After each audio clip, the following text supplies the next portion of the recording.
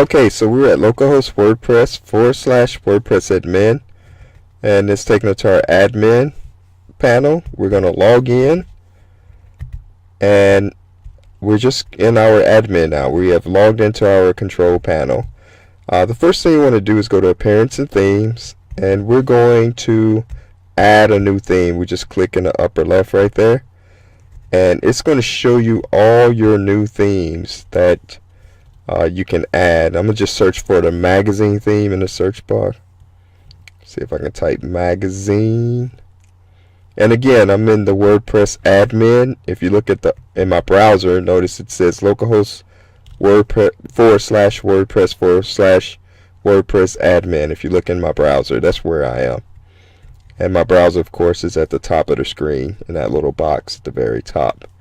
So I'm just scrolling down to find my theme that I want. Like I said, I like the magazine theme, and I see one right here. I'm just going to install and click activate. And it says, there we go. So I'm just going to test to see if it's there. I'm going to type localhost / WordPress, hit enter, and there we go. It's up.